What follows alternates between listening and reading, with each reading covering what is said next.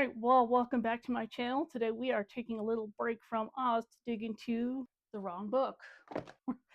Taking a little break from Oz to dig into The Lying Game by Pretty Little Liars author Sara Shepard. This book is essentially what happens when a teenage girl who's desperate for connection is forced to solve a murder of her own twin sister whom she's never met. This is the first book in a series of 6 novels published between the years of 2010 and 2013. The series centers around a murder mystery, but I really feel like the central narrative really comes down to why don't we believe women? So we will also explore themes of identity, power, manipulation, offering critiques of the US foster care system, the police, and social forces that determine whose stories matter and whose stories are dismissed. This story opens up with a teenage girl named Sutton Mercer waking up disoriented in a strange bathroom. She has no recollection of anything other than her name and the fact that she lives in Tucson, Arizona. Sutton hears somebody call the name Emma as another teenage girl walks in the bathroom. Sutton calls to the girl, but she doesn't respond. A teenage boy bursts in the bathroom who is leering at Emma, obviously establishing a very unsafe dynamic. Sutton isn't fazed, but she tries again to get Emma's attention, but Emma doesn't hear her. When she looks in the mirror, she gets a huge shock. The reflection staring back at Sutton isn't herself, it's Emma, and drumroll please, Emma looks exactly like her. But the weird thing is, Sutton herself is nowhere to be seen in this tableau, even though she's standing right behind Emma. Sutton starts to panic when she realizes she can't feel her body and she has no sense of herself in space and time. She hears a scream and sees a shadowy figure standing over her, and suddenly everything goes dark. Sutton realizes she's dead.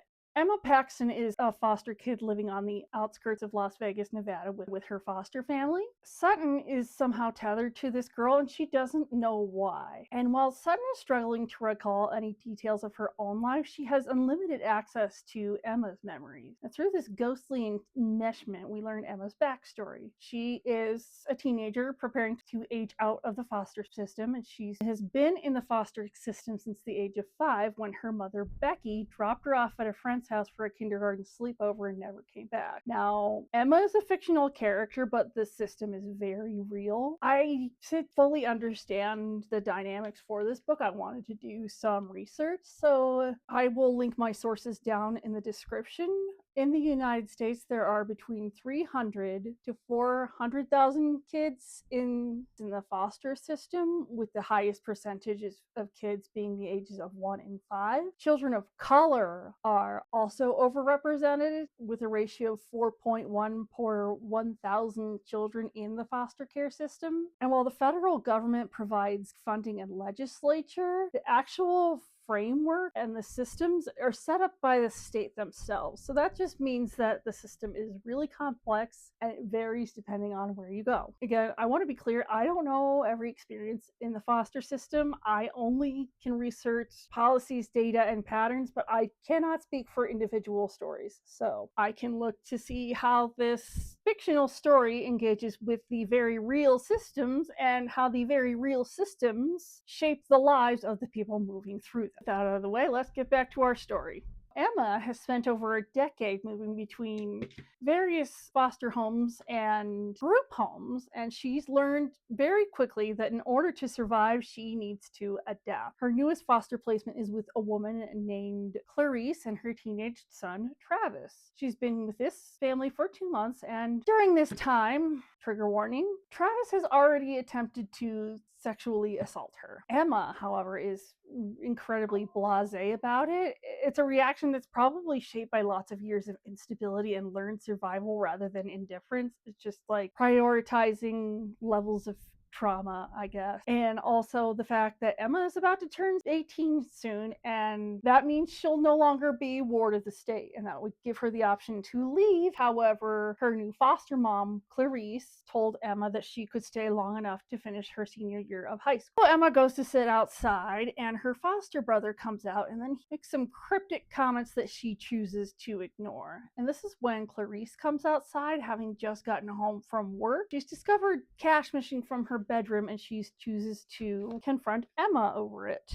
The money was in this envelope in my bedroom when I left for work this afternoon. Clarice stared straight at Emma, her eyes squinting. Now it's not. Is there something you want to tell me? Emma sneaked a peek at Travis. He was fiddling with his BlackBerry. He scrolled through his photos. Emma noticed a blurry shot of her in the bathroom mirror. Her hair was wet and she had knotted a towel under her arm, cheeks burning. Emma turned to Clarice. I don't know anything about it, she said in the most diplomatic voice she could muster, but maybe you should ask Travis. He might know. Yeah, this is a microcosm of this power dynamic in this household. Emma is the new kid and a foster kid, and because of that, she's inherently untrustworthy. Now, when Emma politely deflects to Travis, he immediately denies any wrongdoing and shifts the blame back on Emma. Emma tries to defend herself, and Travis has a few words for his mother.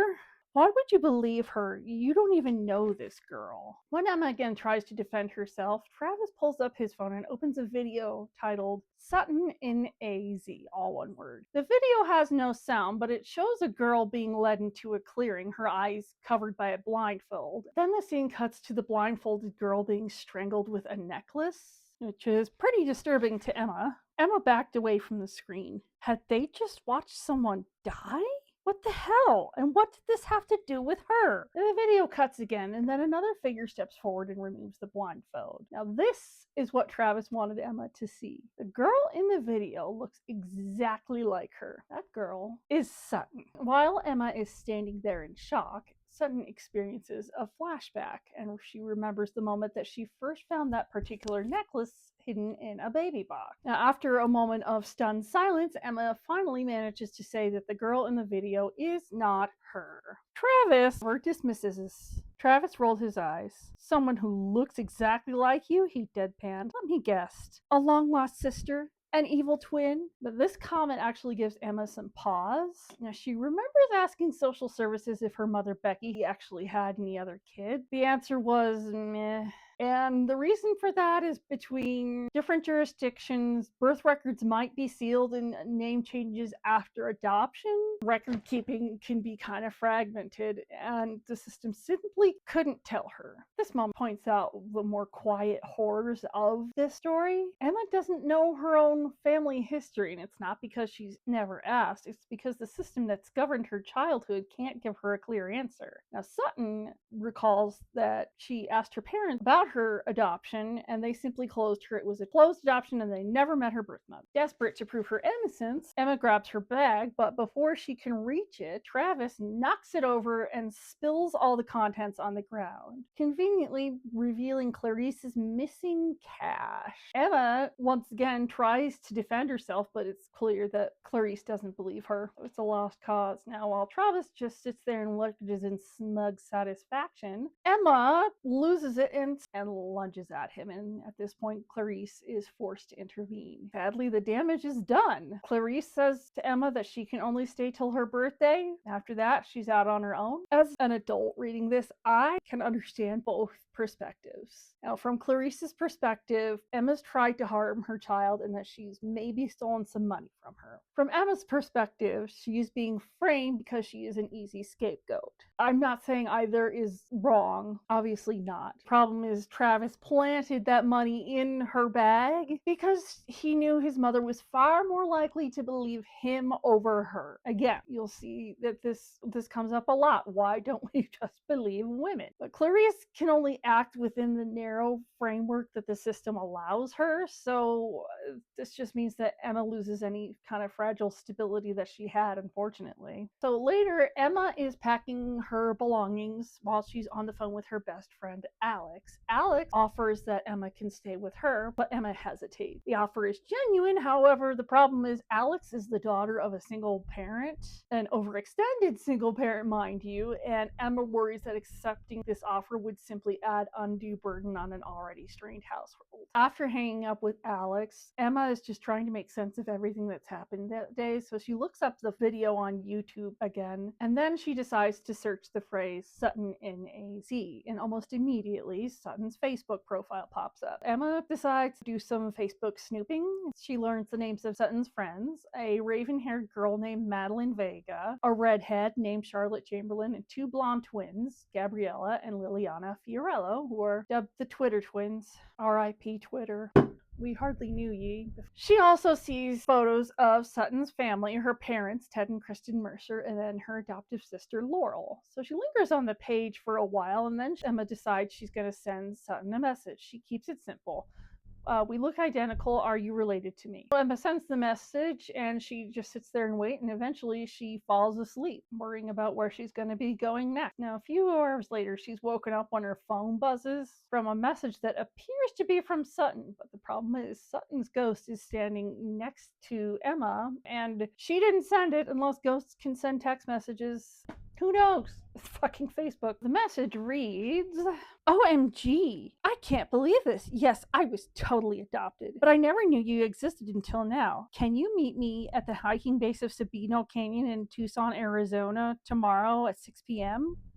Attaches my cell number. Don't tell anyone who you are until we talk. It's dangerous. See you soon. Love, Sutton. Your twin. Yeah, that message sounds really suspicious. First, the tone just sounds like somebody's bad attempt to write how they think a teenage girl sounds. Second, it's the fact that the sender's like immediately sharing personal information without any clarifying details or expressing any skepticism about Emma's claims, because I don't know, I would probably be like, who are you and how do I know you're not just pulling on a prank on me? Just saying. And then there's the insistence on some kind of secrecy that's framed without any explanation. Just, it's too dangerous. Why is it dangerous? And then the sender is inviting Emma to meet in kind of a remote spot, like the base of a hiking mountain is kind of remote-ish, but it's far enough away that maybe it won't bug anybody. However, Emma is not interrogating these red flags. She's desperate for connections and answers, and she doesn't stop to interrogate the risk. So the next day, she boards a bus and heads to Tucson.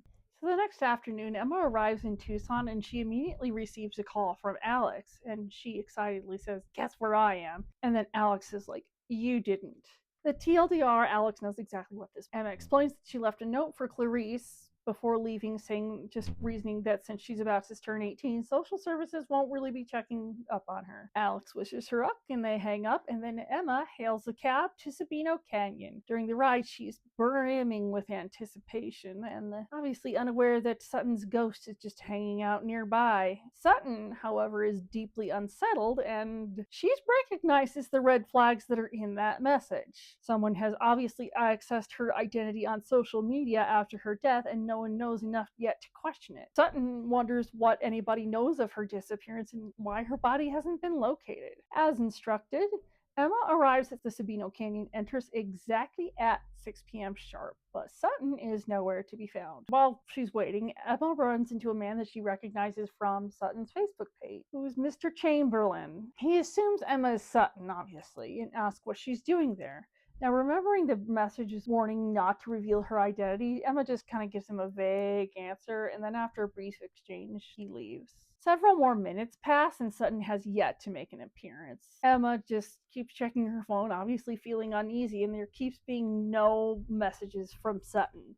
Uneasiness began to filter through her body, poisoning everything. Her stomach felt like it was eating itself. All of a sudden, the surroundings didn't seem quite so magical anymore. The hikers making their way back down the mountain looked like twisted, dark monsters. There was an acrid odor in the air. Something felt very wrong. And the next thing Emma knows, she's grabbed from behind and blindfolded. A gruff voice says, "You're coming with us," as they push Emma across the road while jamming what Emma seems to think is a gun in her back. Then they stop and they rip the blindfold off Emma's head, and then she is face to face with Sutton's friends, Charlotte, Madeline, and Liliana and Gabriella. It's clear the girls think that Emma is Sutton, and Emma considers telling them the truth, but then thinks better of it, remembering the cryptic instructions from Sutton not to reveal her identity. She texts Sutton to tell her that her friends have her cornered, and then the girls immediately start questioning her. Why was she at Sabino Canyon? Why is she using the wrong type of phone, and who is she texting? Emma deflects with a question which she thinks maybe Sutton would say, and she says, "Oh, wouldn't you love to know, bitch?" Charlotte asks where Laurel is, Laurel being Sutton's adoptive sister, and Emma hesitates for a second and then realizes, oh yeah, she's talking about Sutton's sister. Emma's taken aback, and Charlotte teases Emma saying, "Ooh, you ditched her again, didn't you?" Emma just offers a few answers, and it's just while the party just moving around her, people greet her, assuming that she's Sutton, and she begins to relax. But then she's cornered by Garrett, Sutton's boyfriend, who's eager to see his girlfriend. Emma manages to extricate herself from him and then notices a girl she recognizes from Sutton's Facebook page named Nisha Banerjee, who is the host of the party and a rival of Sutton's. She's watching Emma closely with a hostile expression, and Emma begins to feel overwhelmed, so she slips away from the party to catch her breath. And while Emma's escaping the party, she notices a boy standing on his porch next to her watching the sky through a telescope. She asks the boy what he's looking at, and he tells her he's waiting for the Precedes meteor shower. He lets her look for the telescope, and for a brief moment, Emma feels a little spark of connection. Emma invites the boy to come to the party, but he declines. The moment doesn't last, however. Sutton friends come out and spot her on the porch and call her back inside. And before they whisk her away, Emma looks across the street at Sabino Canyon entrance and notices that her bag, and obviously that had her wallet in it, is gone, essentially leaving her stranded in Tucson. Gabriella asks if she was talking to Ethan Landry, and Charlie follows this up with a snide remark about Mr. Rebel without a cause. Emma is really not sure how to respond. She just says she's had too much to drink, and then Charlotte offers her a ride home. When they arrive at the Mercer's house, Emma notices how nice it is. She mutters under her breath that someone got the short end of the twin stick. Perhaps maybe a little louder than she thought, because Charlotte hears her muttering and asks her what she says. Emma just ignores the question and wishes Charlotte good night as she heads to the front door. It's clear Charlotte won't leave until Emma is safely inside, so Emma locates the key under a rock and lets herself in. She hopes Sutton will be upstairs in her room, and this will just be all one big misunderstanding. Go to the Winchester, have a nice cold pint, and wait for all this to blow over. Emma finds Sutton's room and opens the door, but Sutton's nowhere to be found. She texts Sutton again and then hears buzzing and discovers Sutton's iPhone. Emma picks up the phone to find her texts to Sutton, as well as some other missed calls and texts, confirming the phone hasn't been touched in hours. Emma decides to lie down on the bed to wait, and eventually she falls asleep.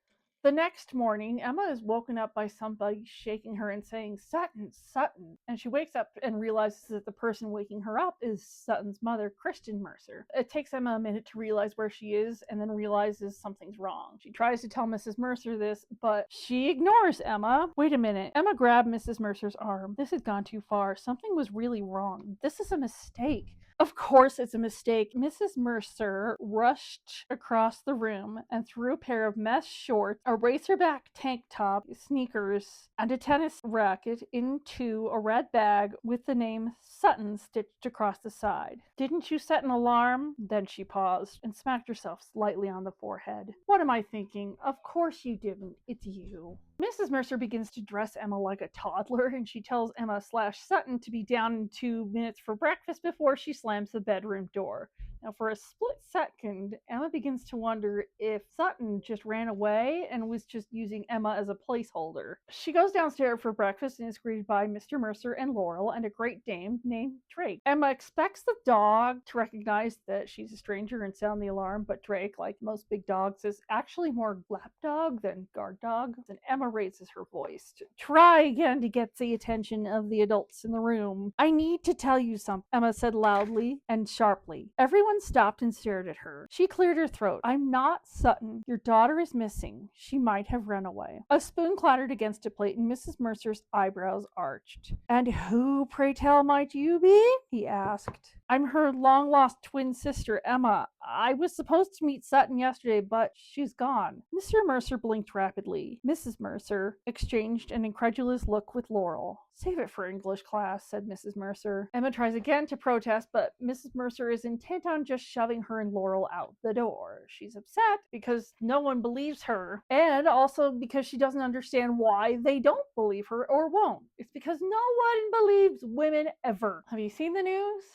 Laurel is angry at Sutton for ditching her the night before, and Emma tries to argue her position. I didn't ditch you. Emma spun around and stared at Laurel's receding back. I was waiting for Sutton when Madeline dragged me to the party. I had no control. Laurel still doesn't believe her. Again, I get why they don't believe her. If a teenager suddenly said something like that, I probably would also think, why are you trying to get out of school? I have two young kids, they're 5 and 7, but I have unfortunately gotten caught in the belief that a kid doesn't want to go to school or that they're faking illness or whatever. Like my 5-year-old son, I woke him up for school one day and he kept saying, I'm sick, my tummy hurts. And I was like, oh, he's just trying to get out of preschool. And then I get ready and I come down and my husband says, we'll just call him Little B. He says, Little B just got sick. So it's not that far-fetched. But at the same time, it's kind of so far-fetched that maybe it should raise a different kind of concern. Like, what is actually going on here that's making you this upset? Like, what's making you come up with this crazy story? Is everything okay? Mrs. Mercer shoves the girls out the door and they go to Laurel's car where there is an envelope lying on the windshield with Sutton's name on it. Laurel hands it to Emma and she opens it. It reads, Sutton's dead. Tell no one. Keep playing along or you're next. Emma is terrified and Laurel clocks her reaction and asks almost flippantly, what's wrong with you? Laurel's offhand comment triggers Sutton's memory. In this memory, Sutton is at a hot spring at a local resort with Garrett and the rest of her friends, including Laurel, whose presence has Sutton on edge. Garrett steps away to take a phone call, and Sutton notices Laurel is wearing a necklace that looks disturbingly like the locket that Sutton has claimed her signature piece. Madeline and Charlotte insist that the necklaces are different enough, but Sutton doesn't care. She yanks the necklace from Laurel's neck and hurls it into the bushes, and Laurel runs off crying, screaming, what's wrong with you? Sutton has a change of heart and decides to go run after Laurel, but she never catches up. Somebody grabs Sutton from behind and they pull a blindfold over her eyes and press a knife into her back. A voice says in her ear, scream and you die. And just like that, the memory cuts out. Back in Laurel's car, Emma is processing the note she just read. Overwhelmed with sudden grief, she starts to cry, and Laurel asks her what's wrong. She says nothing, and they continue in silence. Emma debates whether or not to reveal the contents of the note, but she fears it might come across as her trying to get an excuse to ditch school again. But when they arrive at the high school, Emma immediately notices that the school is across the street from a police station. The moment Laurel turns off the engine, she bolts. Once in the police station, Emma is greeted by a cop. She proceeds to tell him that she wants to report a missing person. The cop asks who, and she hands him the note and says she wants to report her twin missing. Now, at this point, Emma is trying to report Sutton missing. What do we think is going to happen? Will the cop take Emma's report seriously and at least file a complaint? Or will he just dismiss Emma offhand, chalking her fear up to her being an irrational teenager? Spoiler alert, it's the latter, because it always is. Ugh.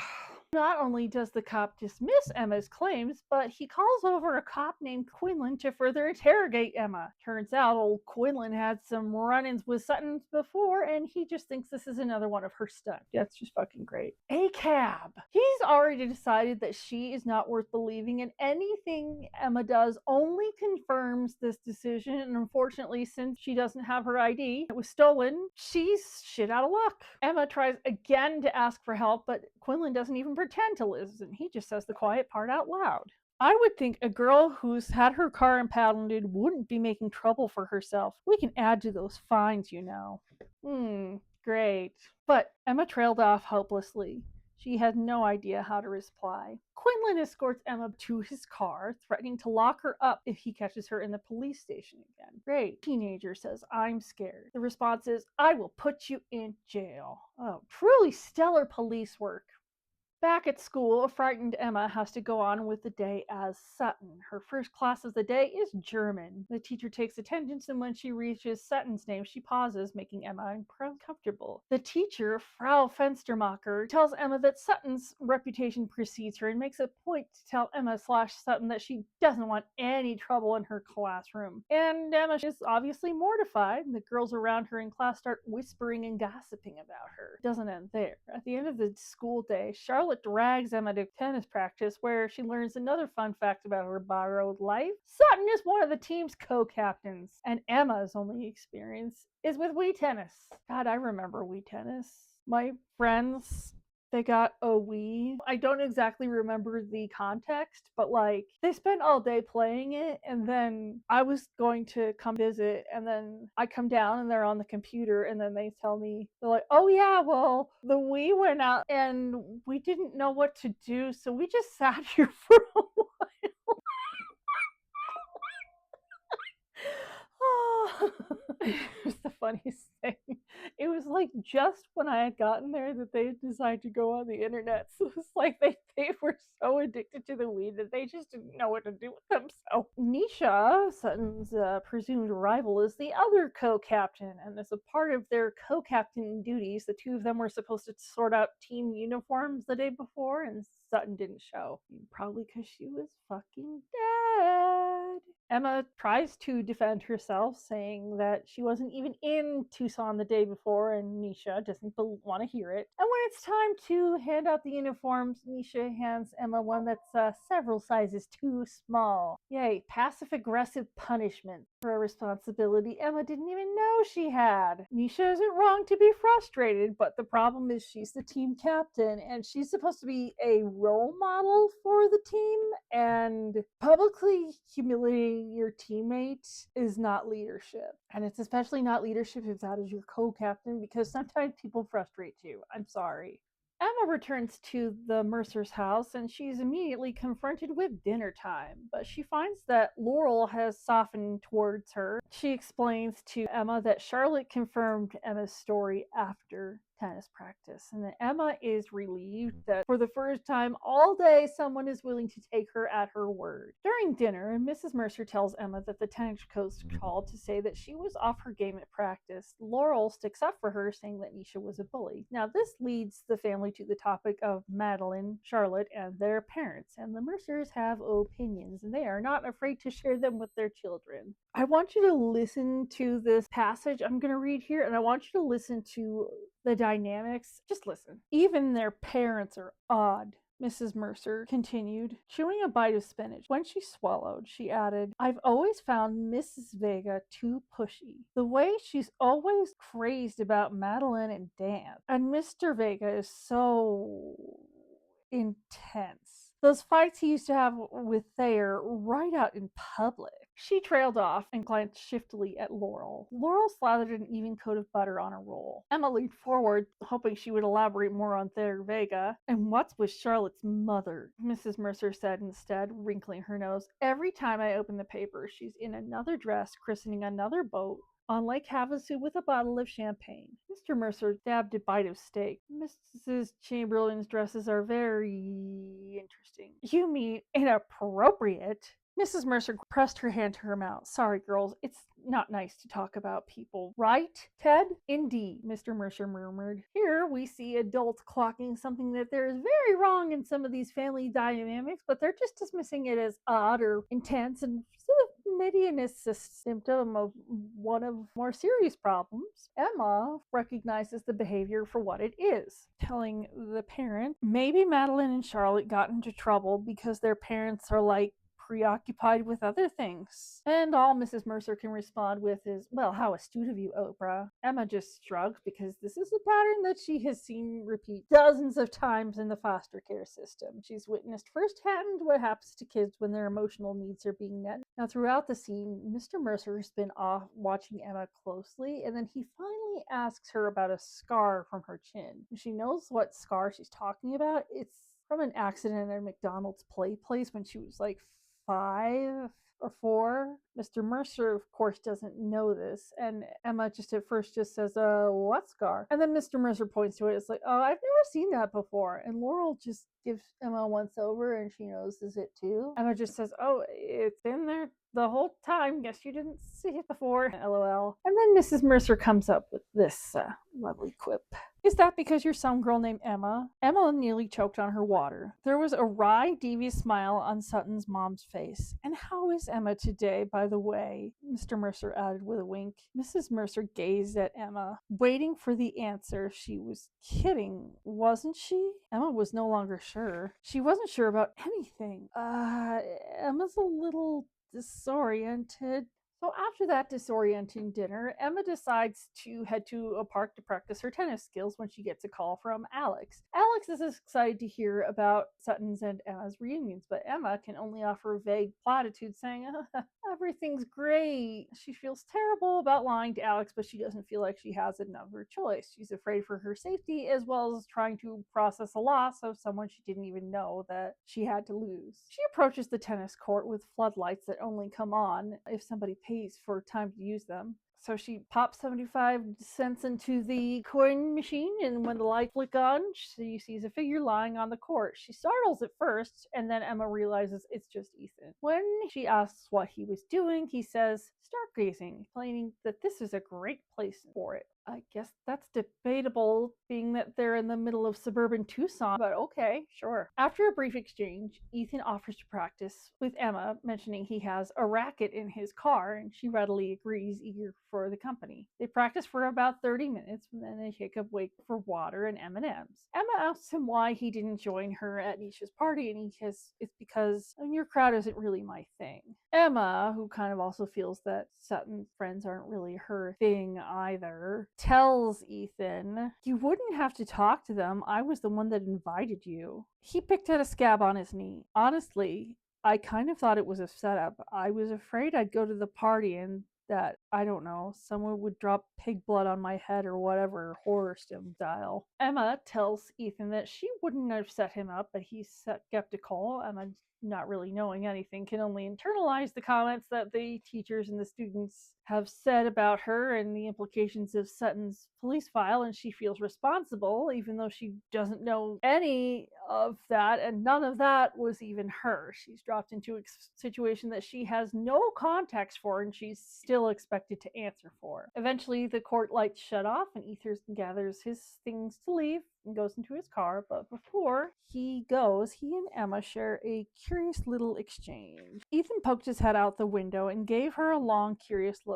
Thanks, Sutton, he finally said. For what? Emma asked. He gestured out the window to the court and the sky. This. Emma grinned, waiting, hoping he'd say more. But he didn't. He pulled out of the lot and headed for the exit. Now, and here, Emma is reading Ethan as normal in her mind, which means that he doesn't care about popularity, but it's like, come on, honey, you were in high school. That type of thing doesn't really matter after high school. But Sutton, watching from above, isn't quite so sure. The school week goes on, and Emma does everything she can to learn more about her twin. She searches through her room, her phone, and her laptop here, and she finds nothing but beyond the most superficial details. There's a file cabinet in the room that's just labeled the L game, and she can't access it. Thursday afternoon, Garrett approaches Emma to talk about something that he discussed with something over the summer. Obviously, something Emma doesn't really know anything about. But before the conversation can go any further, Madeline appears and drags Emma to the mall. On the way, Madeline tearfully explains that her parents and the police have written off her missing brother Thayer as a runaway, and they've stopped looking for him. Emma tries to comfort her, suggesting that Thayer might be with other runaways, something that she knows is possible from personal experience. Can't really explain that to Madeline. At the mall, the girls do some shopping before they spot Nisha. And then Madeline leans in cryptically and says, I heard she's next. We're going to get her tomorrow. And the next morning, Madeline and Charlotte show up to pick up Emma and Laurel, and at the school, the girls head to the locker room where it looks like a crime scene. Red liquid, chaos, police tape, the works, all taped around Nisha's locker. Emma begins to panic. She thinks that this must be where Sutton died. Behind her, Madeline, Laurel, and Charlotte all start to giggle. A police officer comes up and confronts Nisha, except he's not a cop at all. He's just someone that Laurel hired off Craigslist. Yeah, this is a prank. Emma is horrified, and Charlotte just shrugs it off and tells her, like, you haven't done worse, Sutton. And she explains that she needed something special to kick off the new year of the lying game. By the end of the day, the story is everywhere. And then Ethan, running into Emma later, mentioned it to her in passing, and that's when it clicks. She isn't safe here. At tennis practice, Emma swipes Laurel's car keys and heads for the bus station. But when she gets there, she realizes she doesn't actually have any plans for what's going to happen next. She could run back to Vegas, but then Laurel's car would be at the bus stop and Emma would have disappeared, meaning they'd start looking for an alive Emma and not look for a dead Sutton. Laurel keeps calling her, trying to find out where is Emma, and eventually Emma answers the call, admitting defeat to herself. Laurel is on speakerphone with Charlotte, and they ask her why she ran off. Emma lies and says, oh, she just had to run an errand. And just then, the loudspeaker announces the next departure of a bus to Las Vegas, and this causes Charlotte and Laurel to pause, asking, oh, are you going to Vegas? Emma lies again, and she just says, oh, I was just passing by the bus station. And then she decides to hop back in Laurel's car and heads home. As Emma is leaving, she catches sight of a driver in her rearview mirror who appears to be following her. This fills her with utmost terror. Luckily for Emma, Laurel begins to notice Emma's erratic behavior, and when they're pulling into Charlotte's driveway for a sleepover, Laurel tries to get Emma to tell her what's going on, and she opens pretty gently. You've been a little different this week. Are you on a new diet or something? I'm not different, Emma said quickly. Don't get me wrong, it's not a bad thing. Laurel pulled the keys out of the ignition, except for your crazy ass car theft and how you took off running in the parking lot the first morning of school. She shot Emma a crooked smile. And okay, one or two other things too. I like to keep everyone guessing, Emma mumbled, ducking her head. While she didn't want Laurel to give her the third degree about her odd behavior, it was kind of nice that Laurel had noticed her sister wasn't exactly acting like herself. Laurel's kind of shown more emotional intelligence than most of the adults in this situation, and her questioning's not great. Like, are you on a new diet? But it's just like trying to come up with anything. The Mercer parents and police and teachers simply filter Emma's weird behavior through the lens of just Sutton doing Sutton things. She's a troublemaker, etc., etc., etc. Laurel's clocking, okay, something is not quite right. She's observant enough not to filter things through any pre-existing biases. So they head into Charlotte's house, and the rest of the sleepover goes as expected. The girls play drinking games. The Twitter twins beg to be a part of the elusive lying game, which Emma has no idea what this is. Emma leans more information about Sutton through a game of Never Have I Ever, getting completely wasted. And later, Emma goes to the bathroom. The power goes off, and this sends Sutton back into her memory. In her memory, Sutton is being escorted by her kidnappers, blindfolded and restrained, and shoved into the trunk of a car. Sutton recognizes it as a prank and goes along with it. But after a while, things start to not quite add up. There's no giggling, no loud music, no whispered commentary, it's just silence. And as this silence stretches on, Sutton's confidence just drains into utmost fear. And by the time the car finally stops, she thinks, oh, this is not a game at all. The memory cuts back out then. Back in the bathroom, Emma is fumbling to find the doorknob. Once Emma finally manages to escape the bathroom, she is confronted by the other girls who think that she was the one to cut the power. Emma denies it, but Madeline pipes up and asks Emma, cross your heart and hope to die? Emma just says yes, and Madeline seems to accept this. And it's here the power comes back on and the girls fall asleep while binge watching The Hills on DVD. Emma is still startled by the power outage, is still awake, so at 2 a.m. she decides to head down to the kitchen to get some water. And it's here Emma is attacked. An unseen assailant comes up and attacks Emma from behind and pins her to the kitchen counter, and he has a message for her. A body pressed up against her warm and close. Don't you dare yell out, said a voice in her ear. It was raspy and indecipherable, a mere whisper. What were you thinking? I told you to play along. I told you not to leave. Emma tried to whip around to see who it was, but the figure shoved her head forward and pressed her cheek against the kitchen island. Sutton's dead, the voice insisted. Keeping her until I tell you different. And don't try and skip town again, or you're next. Emma whimpered. The hand squeezed her wrist so hard that she thought her bones might break. Then something cold and metallic encircled her neck. It grew tighter and tighter around her throat until Emma's windpipe began to collapse. After this, the assailant finally leaves. Emma is shaking. She rushes to the alarm system, but there's no record of the power outage and no record of anyone entering or leaving after Charlotte's mother let Emma inside. And this just makes Emma's thoughts spiral and makes her think whoever attacked her, the person presumably who killed Sutton, was probably one of Sutton's friends who were asleep upstairs pretending like nothing happened. So once she's back home the next morning, Emma makes a beeline for Sutton's bedroom and locks herself in. She didn't sleep the night before, and she's still reeling with the idea that one of Sutton's friends could be her killer. So she decides to break into Sutton's padlocked drawers. At first, all she finds is Sutton's journal, which is just filled with short, cryptic messages that don't relate to anything. The text describes it as short and sweet, more like quick Twitter entries or scattered thoughts. Emma's about to give up when a clue literally falls into her lap. It's a construction paper square that serves as a line game membership card with Sutton's name and a title, Executive President Diva. On the back is a list of rules that read like a teenage version of Fight Club. The first rule of Fight Club is, you do not talk about Fight Club.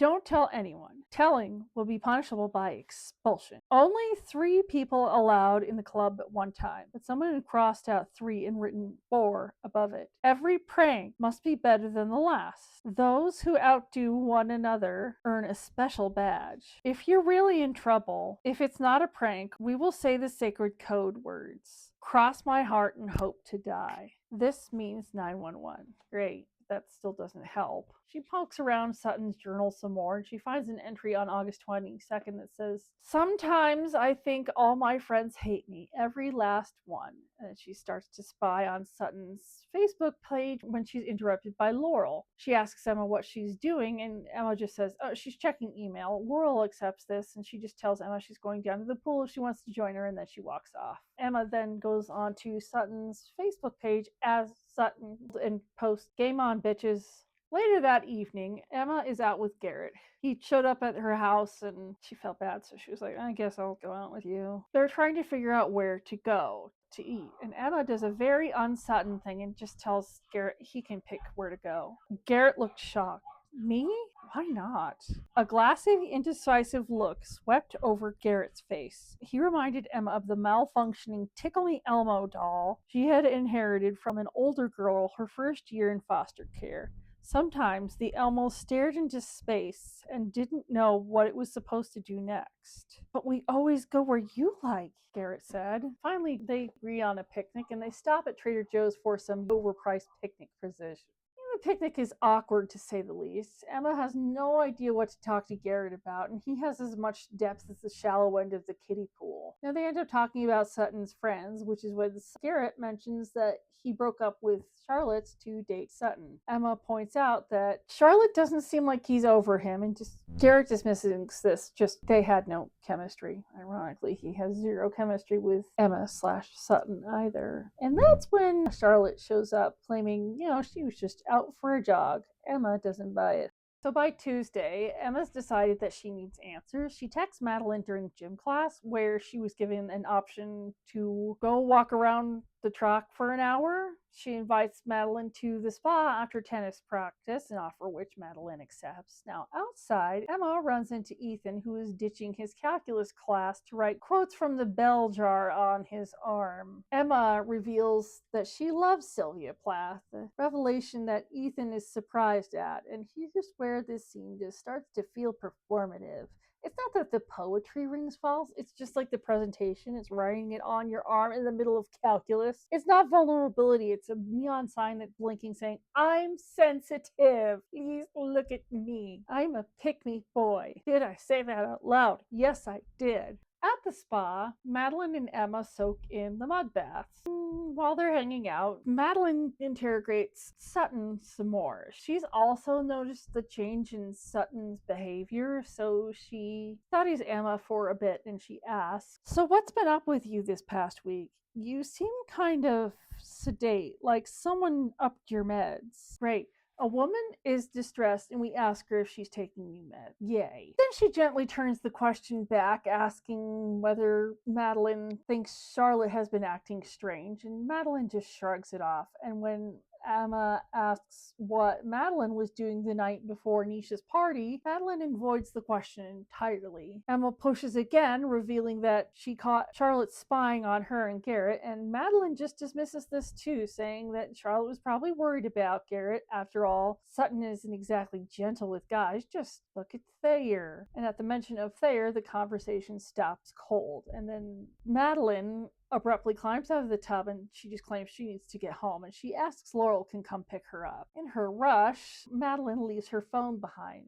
Seeing her opportunity, Emma grabs the phone and unlocks it. She scrolls through Madeline's texts and her photos until she finds an image from the hot springs featuring Laurel wearing the nearly identical locket to the one that Sutton has, and she thinks, oh, maybe Laurel is her suspect after all, and then Madeline reappears looking for her phone. The next day, Emma has to help Nisha with co-captain tennis duties, hanging up nameplates that Nisha made over the weekend. Emmy's already irritated by the fact that Nisha didn't ask her for help. And while they work, Emma notices the remnants of last week's prank still hanging out around Nisha's locker, and she apologizes, but Nisha just snaps at her and brushes her off. And it's here where Emma finds a note in Sutton's tennis locker that Thayer wrote to Laurel. So Emma's like just sitting here trying to step into Sutton's life and tennis duties, apologies, routines normally, but the damage just hasn't evaporated just because has time passed. There's obviously some tension, all this tension that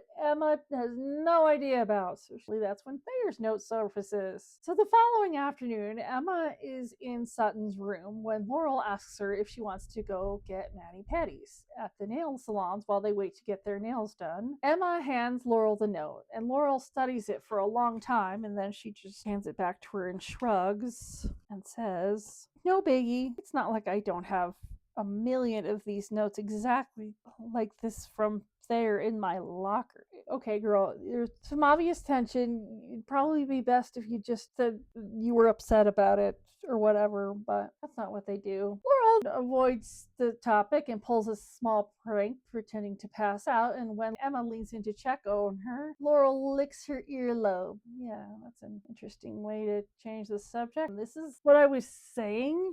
Instead of engaging with why Emma should have this note to begin with, Laurel just redirects the conversation and turns it into a joke. Discomfort is being diffused instead of being addressed.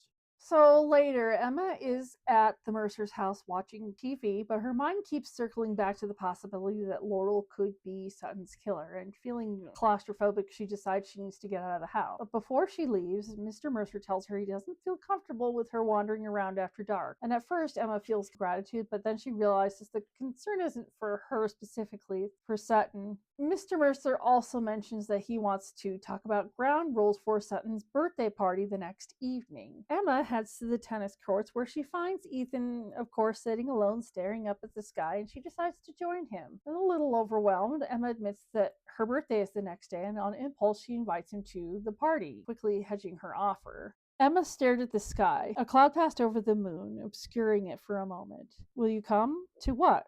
To the party, I mean, if you're not busy, and if you want to. Emma bit her thumbnail. Her heart kicked in her chest. Asking him suddenly felt like a big deal. So then Ethan agrees, and then Emma blurts out, great, you'll be the only normal person there. Ethan smiles and then gives a cryptic response. I don't think any of us are normal. Do you? I think we all have crazy secret. When Emma presses him, he deflects with a joke, claiming that his secret is that he has a massive crush on their German teacher. So funny. He leaves soon after, but not before they share a brief accidental almost handhold with their pinkies kind of brushing before he leaves. Early that morning, Emma is woken up from a nightmare. In her nightmare, Becky shows up to tell Emma that things are about to get dangerous and then she needs to be safe. She wakes up from her nightmare to find Laurel hovering over her, and Emma panics and she screams, attracting the attention of the Mercer parent. When they ask her what's going on, Emma tells them that Laurel was trying to suffocate her, but Laurel explains that it's midnight and she wanted to be the first person to wish Sutton a happy birthday. Emma is still terrified and she doesn't believe Laurel, and Mr. and Mrs. Mercer try to assuage her fears. years. Sutton, honey, Laurel wouldn't do something like that, Mr. Mercer said gently. You probably just had a nightmare. Mrs. Mercer rubbed her eyes. Are you worried about your birthday party? Why would I be worried about a birthday party? Emma snapped. She whipped a finger in Laurel's direction. She tried to kill me. The Mercers aren't convinced and the family disperses. But before she leaves, Laurel looks at Emma with a hurt look on her face. Emma's wrong about the details, but she's right about the dangers, and the adults seem to be focused on calming her down, so they never really ask her why she feels unsafe. By the time the party rolls around, Emma's nerves are still shot. She flinches at the sound of Mr. Mercer and boys shooting off some fireworks in the yard. She thinks it's gunshots. And then she spots Ethan among the crowd, and she tells Sutton's friends that she will be right back and goes to talk to him. Charlotte tries to get Emma to stay, telling her that they haven't given Emma/Sutton her birthday present yet. Emma just ignores him and then goes to talk to Ethan. When he sees her, he manages to give Emma a box of chocolates before he's grabbed by Garrett, and she is not happy with this. She yells at Garrett for yanking her away, saying that it was rude. And Garrett's response is, I was rescuing you, Sutton. Landry had you trapped. Of course, Emma denies this, but then Garrett begins to lead Emma into the house, and when they get into Sutton's room, Emma sees that it's decorated like a honeymoon suite, and Garrett starts to strip down in front of her, and Emma realizes what it was that he and Sutton had planned. Emma starts to freak out, realizes that she can't go through with it, and tells Garrett as much. And when he asks why, Emma just says she changed her mind, but this upsets Garrett. Changed your mind? Garrett searched her face desperately. Then he placed his palms flat on the pedal-strewn mattress. Wait a minute, he said in a low, shaky voice. Were all our sex talks just some big prank? Is this what you did to Thayer? Emma, of course, denies this. This entire evening has been planned without her consent. And then he responds with an accusation, not concern. Emma apologizes, then she bolts from the room, and then she finds herself in Laurel's room, and Emma snoops around for a little while, and then she chooses to snoop on Laurel's computer, and it's here. She discovers an uncut version of the snuff film that lured Emma to Tucson originally. So in the video, Sutton goes unconscious, and then we hear the Lying Game girls all start to panic on camera, and then Charlotte frantically says, Sutton, you better not be fucking with us. And the girls panic for a few beats until someone walks up to Sutton and removes her blindfold and a gag from her face. She doesn't see the rest of this video because she panics as Charlotte and Garrett knock on Laurel's door searching for her. She frantically tries to open up her Gmail and email the incriminating video to herself, but there isn't enough time. Charlotte and Garrett enter the room and Emma escapes through the window.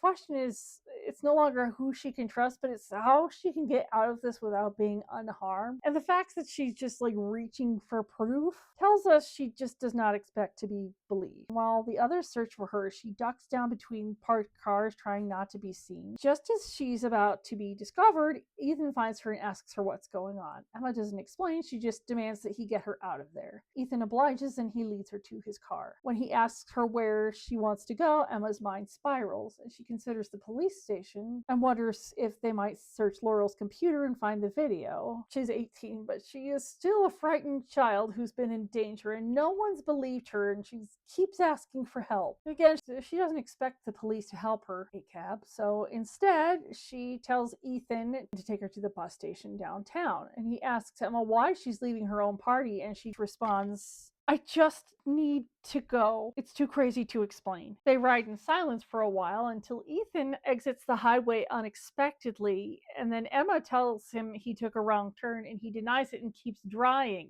Red flag number 1. Then red flag number 2. Emma confronts him saying you took the wrong turn, and he denies it and keeps driving. And then more red flags continue to stack up. Emma tries to get out of the car and discovers the car doors have automatically locked. She begs him to stop, and instead of pulling over, he asks, what's the matter, you fucking twat? You have a scared girl in your car begging you to pull over, and you ignore her. This is like a fucking flashing red light.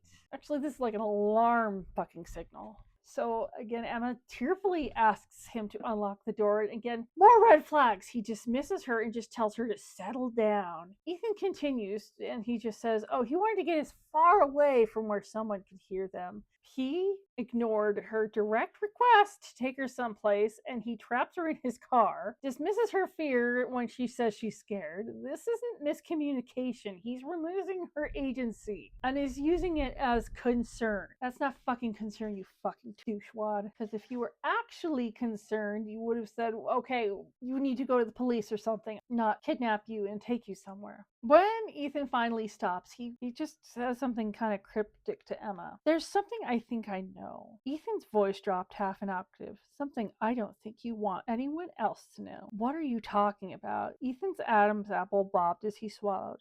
You're not who you say you are. Emma blinked hard. I'm sorry? You're not Sutton.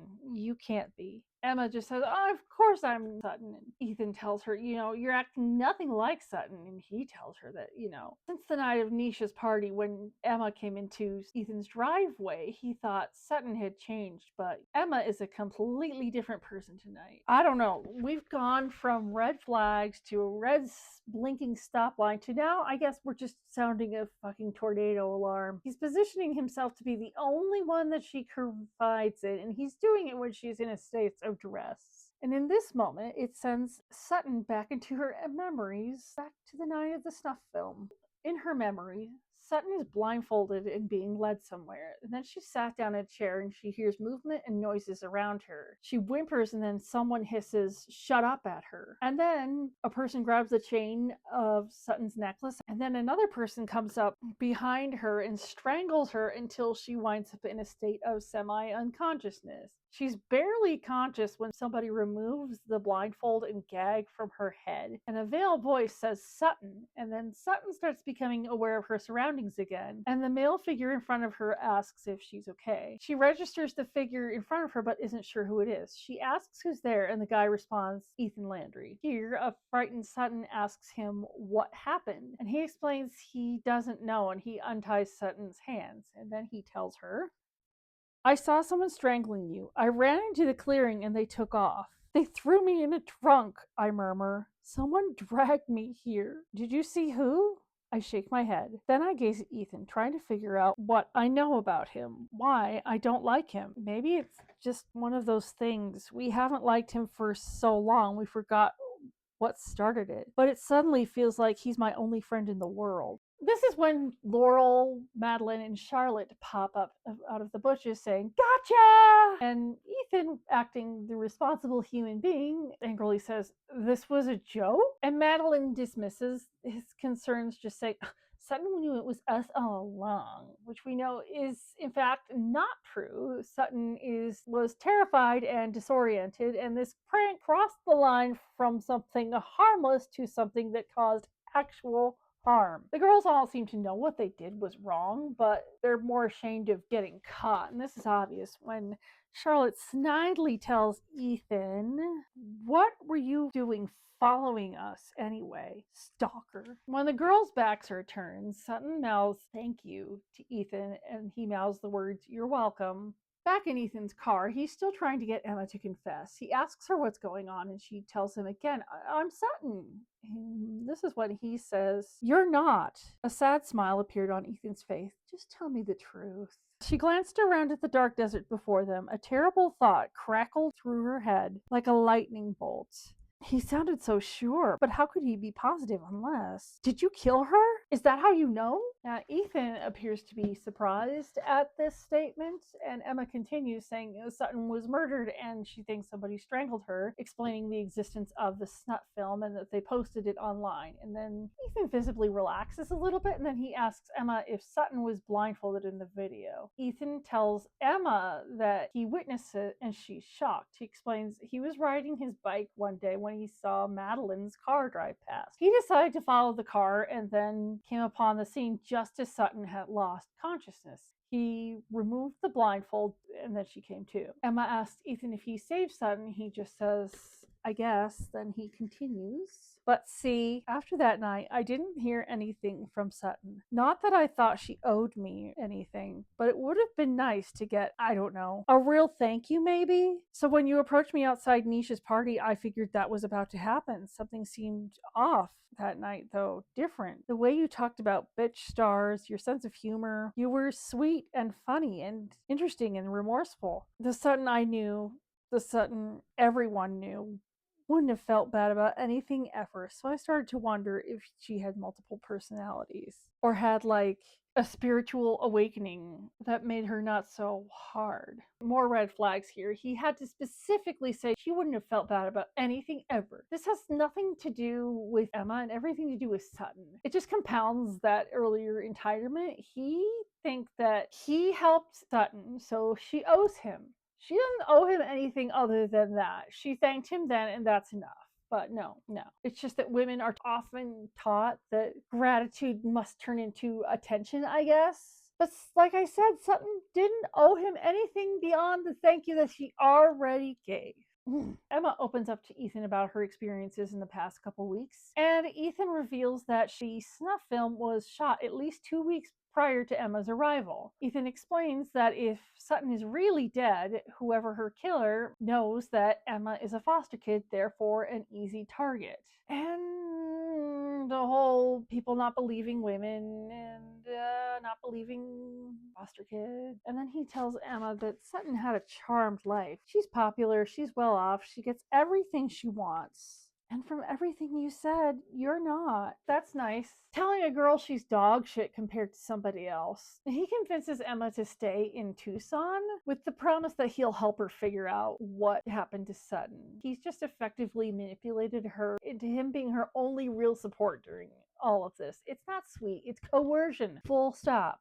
Sometime later, Ethan drops Emma off at the Mercer's home. By now, the party has mostly disbanded. When Emma walks in, Laurel immediately greets her and gives her a hug. She asks why Emma ran off, and Emma just says she needed to be alone because something weird happened with Garrett. Laurel's biggest worry is that Emma saw something in her room and now she's mad at her. Emma assuages her fears and insists that she's not mad. Mr. and Mrs. Mercer come in with a plate of cupcakes and they all sing her happy birthday. And then she makes a note that this was the first time this many people had sang happy birthday to Emma all at the same time. Mr. Mercer requests Emma make a wish, and Emma makes a wish to solve Sutton's murder. That was The Lying Game, the first novel in the Lying Game series. This book really focused on why we don't believe women, and individual novels really explore similar topics such as distrust in the police, mental illness, all against this backdrop of Emma trying to solve a murder and in navigating this precarious situation, trying to learn who she can trust. The next installment in this series is Never Have I Ever, where we learn about Sutton's penchant for vintage cars, and there's a prank involving a train. If this kind of thematic deep dive is your thing, I also have long form analyses of the Wicked novels on my channel. I will link those in a playlist below. And currently I have the analysis for the third novel in the series, A Lion Among Men. There's no long lost sister or twin switches in that novel, but we do have the Cowardly Lion basically becoming the Bernie Madoff of Oz. In the meantime, I'm working on the next book in that series, and I also, as a person who loves gymnastics, I have full routines up on my channel, and there's a few gymnastics analyses videos up on there too if you would like to see those. So in the meantime, please like, comment, and subscribe and do all the YouTube things, and stick around for the next book in the Lying Game series. Bye.